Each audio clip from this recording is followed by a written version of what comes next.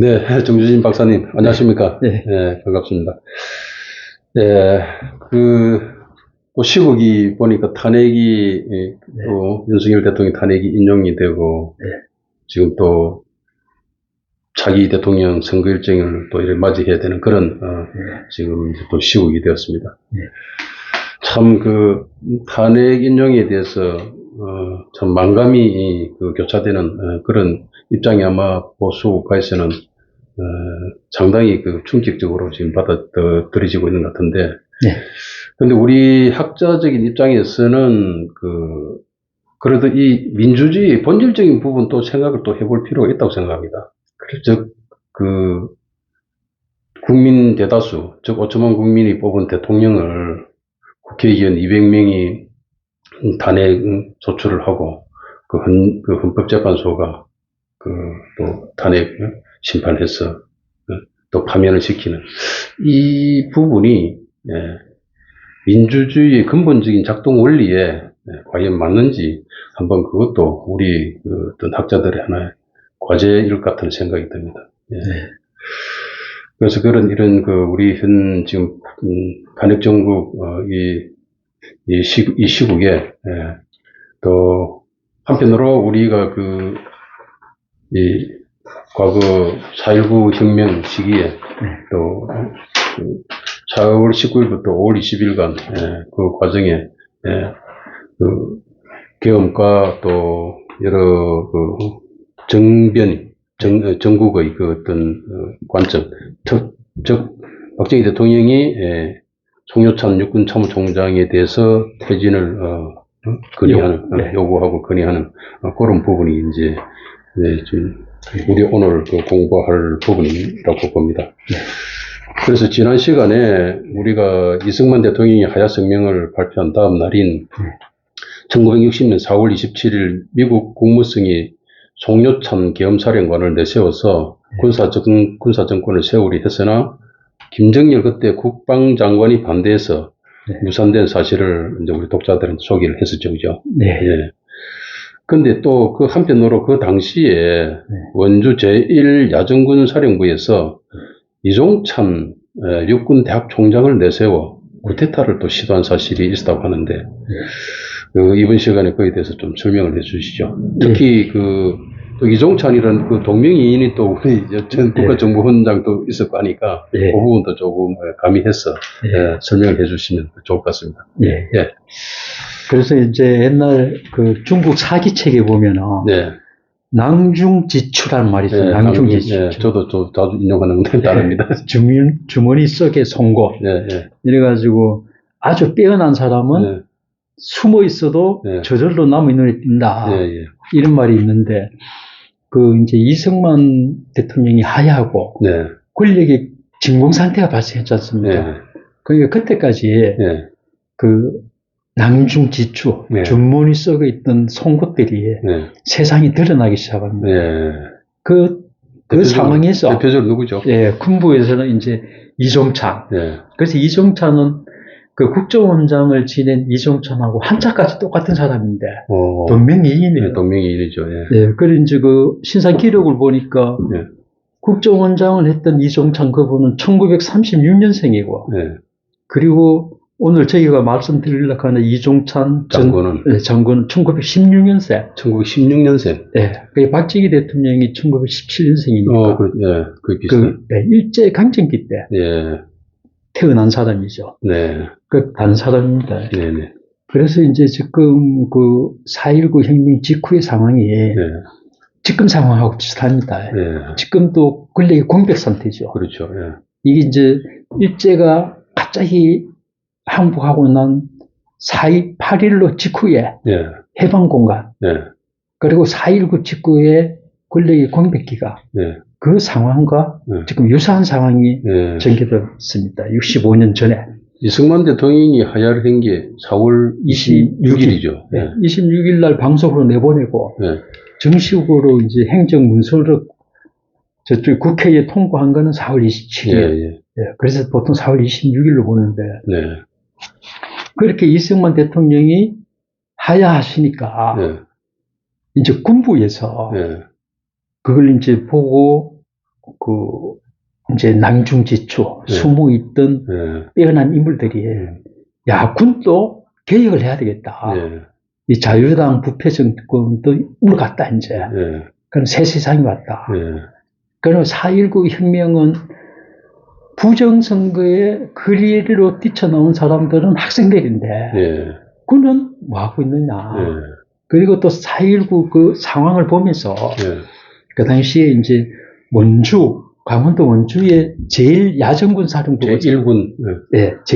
요새는 제1군이라 그러죠. 옛날에 제1군이라 그랬고, 지금 그게 없어지고, 지금 지상사령부로 다 통합이 됐습니다. 그렇습니까? 이 군 편전에 이래 변동이 있기 때문에, 그 당시로는 원주 제1야전군 사령부 이랬는데, 거기가 요상이는 휴전선 전체를 한국군이 방어를 하죠. 거기 1971년도 그 미 7사단이, 정확하게 71년으로 기억하는데, 우리나라에 주한미군이 2개 사단이 있다가, 닉슨 미국 대통령이 1개 사단을 빼가면서, 휴전선 전체를 한국군이 방어하게 됐는데. 그때 미 7사단 빠져나가고, 미 2사단만 남았죠. 남았죠. 남았는데, 휴전선 방어까지 한국군이 넘겼거든요. 그런데 그 넘기기 전에는, 휴전선의 4분의 4, 중동부 정들은 제일 야전군 사령부에서 과다를 했어요. 그래서 병력이 많았죠. 그러니까 이런 국가적 위기 상황에는 제일 야전군 사령관에 눈치를 보게 되는 겁니다. 그렇죠. 그 당시에 이제 제2차 세계대전이 끝나고 새로 생긴 국가들에서 군사 쿠데타가 많이 일어났습니다. 지정 국가들, 그렇죠. 특히 월남, 필리핀들 많이 일어났는데 그 원인이 무력을 가지고 있지 않습니까? 그죠? 그래서 무력을 가지고 그 국가의 중심 시설을 점거를 하면은 쿠데타가 되는 긴데 그래서 군의 동향을 많이 보는데 그 당시에 이제 국방부 장관이 4.19 때 김정열 국방부 장관인데 김정열 국방부 장관. 그래서 이제 시위 상황이 극렬해지니까 4월 19일 날 5시쯤에 전국 5대 도시에 비상계엄을 선포하고 거기 이제 계엄사령관에 송요찬 육군 참모총장을 계엄사령관으로 지명을 했거든요. 그러면서 송요찬 육군 참모총장은 계엄사령관으로 지명이 됐지만은 3.15 부정선거 때도 육참 총장을 하면서 군의 부정선거를 진두지휘한 인물이었어요. 그러니까 조금 그 젊은 그 참신한 군인들이 볼 적에는 저 사람도 부패한 사람이다. 이렇게 지목이 되어 있었는데 부정선거도 진두지휘하고. 그런데 이 비상계엄이라는 상황에서 계엄사령관으로 지명이 돼가지고 비상계엄을 그 4.19 그 학생 시위 사태를 진압을 시키는데 그 진압은 다행히 성공적으로 수행했습니다. 여기 이제 시민들하고 군인이 물리적으로 충돌하는 사태가 없었어요. 총도 안 쏘고. 그걸 보니까 계엄을 잘 관리했다. 이래서 인기가 올라갔거든요. 그런 상황에서 지난 시간에 말씀드린 미 국무성에서 송요찬을 중심으로 군사 쿠데타까지 그 도모를 하고 이런 상황이 왔는데 김정일 국방부 장관이 가만히 생각하니까 계엄사령관에 지명은 해놨는데 만약에 송요찬 계엄사령관이 마음을 달리 먹고 군을 동원한다. 이런 상황이 오면은 다시 이 시국 상황이 어려워지잖아요.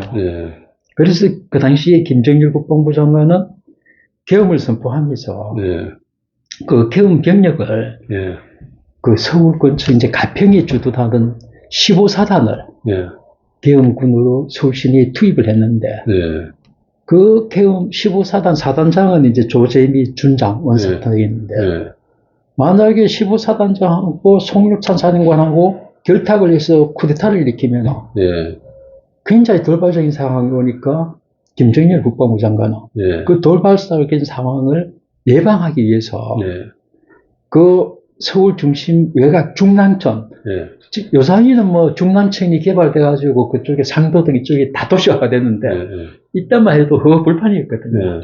거기다가 원주 사령부 산하에 2개 사단을 빼가지고 예.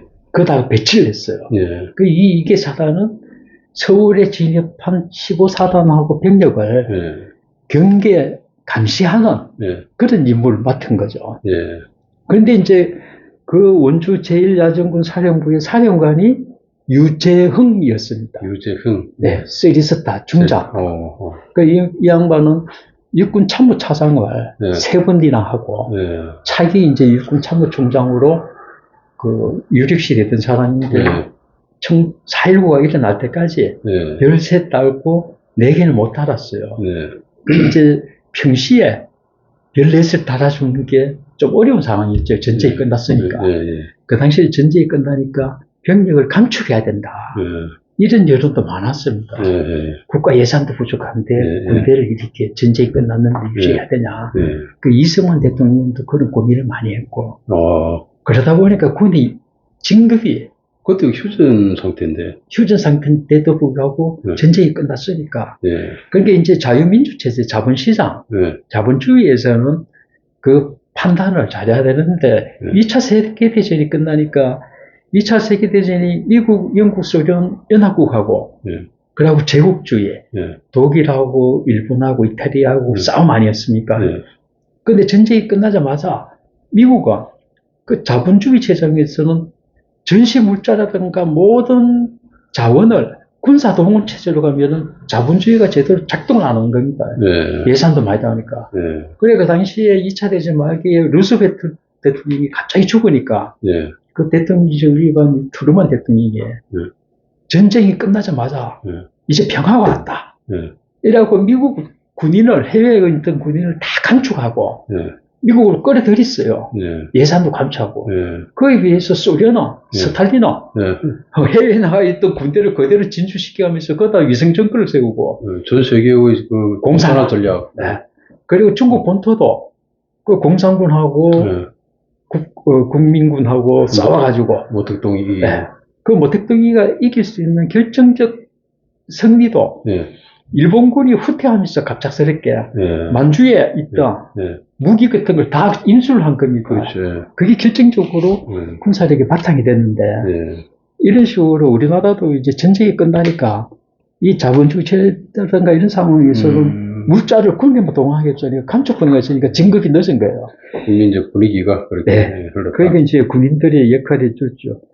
그렇지만 어떻게 하든 원주 제1군 사령부는 군의 중심축이었는데 거기에서 그 이종창 그 당시에는 진해 육군대학 총장이었는데 그 사람을 옹립해서 쿠데타를 일으키려고 하는 시도가 있었다 하는 것을 정성화 장군이 증언을 했습니다.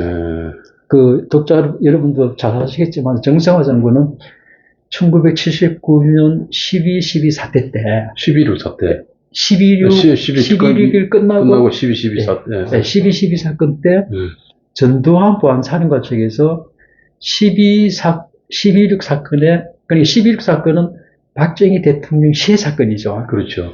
그 시해 사건이 일어날 때 궁정동 중앙정보부 안가에 정성화 육군참모총장이 있었습니다. 그래서 정성화 총장은 굉장히 의혹을 많이 받고 있었죠.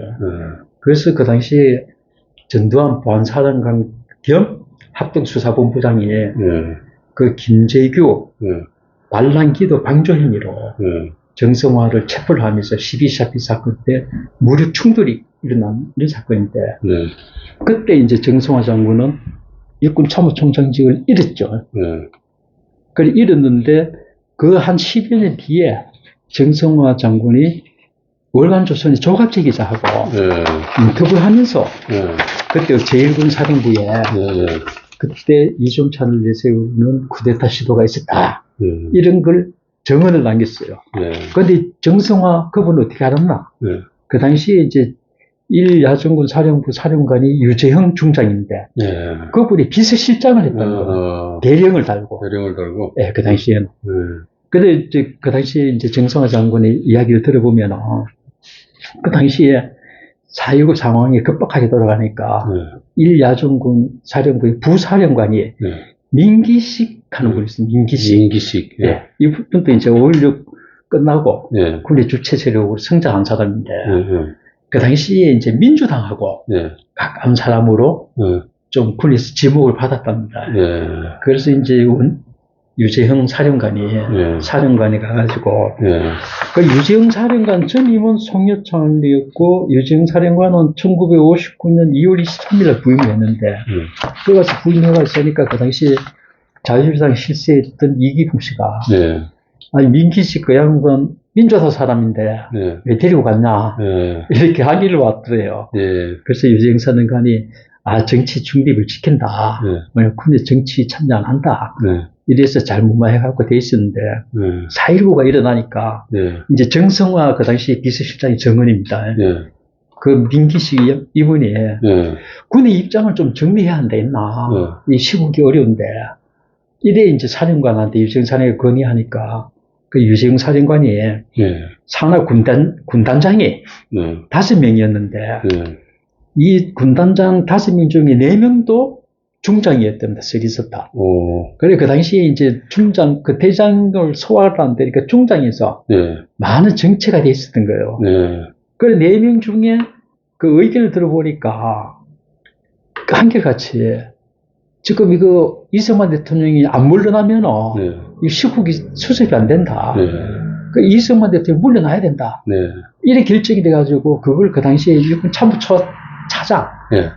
총장 밑에 차장하고 그 미 8군 사령부에 예. 전달을 했답니다. 예. 그 이걸 이승만한테도 해야 된다. 그 전달한 게 4월 26일 날 오전이었어요. 예. 그래서 전달하니까 육군본부에서 회신이 온 게 안 그래도 예. 지금 국방부 장관이 대통령을 만나러 갔다. 예. 시공을 좀 협의하면서. 예. 그래서 좀 기다려달라. 이랬는데 기다리고 있었는데 예. 그 기다리면서 예. 만약에 이승만 대통령이 안 물러나면 예. 진해에 있는 그 이종찬 장군을 추대하기 위해서 예. 데리고 온다. 예. 원주로. 예. 그래서 그 데리러 가는 경비행기를 예. 정성화 이 양반이 준비를 해놓고 기다리고 있었답니다. 예. 그래 이제 쿠데타 일부 직전까지 간 거죠. 예. 그래 해놓으니까 이제 상황이 왔는데 그날 4월 26일 날 예. 이제 이승만 대통령이 하야 한다는 성명이 나온 거예요. 예. 그래서 이제 그 일군 사령부에 예. 그 이제 그 이종찬 중심 쿠데타는 무산이 됐다. 예. 이래 했는데 그 당시 결국 그 이승만 대통령의 하야로 이제 그게 이제 무마가 됐죠. 무마가 된 거죠. 야, 끝났죠. 예. 그러니까 이종찬이라 하는 분이 그 당시에 3.15 부주 어떻게 보면 저 이승만 대통령한테 핍박을 받은 분이거든요. 예. 군에서 가장 신망을 받고 예. 있었고. 예. 부정적 결단을 하니까 예. 그 당시 새로 그 이제 좀 하려고 그러는데 그 이승만 대통령이 하야함으로써 예. 이거는 무마가 됐는데 그 당시에 이렇게 4.19가 그 일어나기 3.15 부정선거 직후에 예. 보면은 이제 부산에 예. 그 박정희 군수기지 사령관도 예. 그 당시에 이종찬을 예. 내세워서 예. 전번 시간에 저희가 말씀을 드렸지만은 그렇죠. 박정희 대통령은 예. 3.15 부정선거 이전에 예. 쿠데타를 결심을 했었죠. 예. 그러니까 이 당시에 이제 3.15 부정선거 그 상황이 오고 나니까 진해에 있는 거기다가 예. 그 영관급 장교를 보내갖고 3월 20일 경에 예. 여기에 대해서는 동아일보 그 강성재 기자라고 예. 그 양반이 1986년도에 발간한 참군인 이종찬 장군 하는 책에 예. 그 자세히 나와 있거든요. 예. 그 책에 보면은 영관급 장교를 보내가지고 편지를 보내서 예. 각하를 모시고 예. 쿠데타를 하려고 합니다. 이러니까 이종찬이가 단호히 거절하면서 예. 그때 그 책에 있던 거 보니까 예. 그 좀 소개를 해드리겠습니다. 예. 그 당시에 이종찬이 예. 나는 누구보다 예. 이승만 대통령한테 미움을 받고 핍박을 당한 사람이다. 예. 그렇지만은 군사 쿠데타는 안 된다. 예. 왜 그랬나? 예. 내가 일제 강점기에 예. 일본군에 복무해봤 사람이다. 예. 이분 또 일본 육사를 나온 사람인데 그렇죠. 예. 일본 제국주가 왜 망했나? 예. 그게 일본 군인들이 예. 정치에 개입했기 때문에 그렇다. 그렇죠. 예. 천황의 예. 명을 받아서 정치를 하기 예. 위해서 군국주의로 나가서 결국 일본이 패망하지 않았나. 그래서 일본 군국주의라고 그러죠. 그렇습니다. 군국주의. 그래서 지금 국가를 위해서 네. 군이 쿠데타를 하는 것은 용납할 수 없다. 네. 이래 단호히 거절했다는 네. 겁니다. 그럼 이종찬 장군에 대해서는 우리 한국군이 이제 우리 대한민국도 그 당시에 군국주의로 갈 우려가 있다고 군의 정치 개입을 극구 반대한 이종찬 참군이라는 그런 지금 명예가 네. 지금 오늘까지 내려오고 있는 것이죠. 예, 그 당시 특격을 받았던 거는 1952년도 예. 그때 비상계엄을 선포했는데 이승만 대통령 요구를 그 당시 육군 참모총장이었던 이종찬 장군이 군의 정치 중립이다. 정치 참여 안 되면 거절했거든요. 일개 사단을 부산에 보내라. 이런데 거절했거든요. 그래서 이제 군인들한테 점검을 받고 있었죠. 참, 그 시대는 좀 반복되는 것 같아요. 그죠? 그 상황이 똑같습니다. 그래서 여담입니다만은 옛날에 조선 500년을 드라마로 해가지고 인기 작가였던 신봉승 작가라고 있습니다. 네, 유명하시죠. 그분은 나 참 인상 깊은 그런 자기가 2조 500년을 역사책을 계속 드라마로 쓰면서 지켜보니까 2조 시대 때 명멸했던 인물들과 지금 인물들과 똑같다는 거예요. 자기가 그래서 방송에 나와서 인터뷰하는 정치를 보면 저 사람은 1년짜리, 저 사람은 3년짜리 딱 안답니다, 그게. 그러니까 옛날이나 지금이나 인물은 있었다. 그래서 우리가 지금 낭중지추, 낭중지추의 인물들의 움직임을 지금 보고 있는 거죠. 이게 오늘 이 시국을 이해하는데도 우리 독자분들이 조금만 도움이 안 되겠나 그런 생각이 듭니다. 그래서 우리가 지금 이렇게 공부를 하고 대담을 하는 이 부분이 또 의미가 또 독자님들께서 또 이렇게 잘 이렇게 또 해석하고 또 받아들여 주시는 분도 있을 테고, 또 어쩌면 또 이 시국에 또 한가하게 그런 소리 하냐.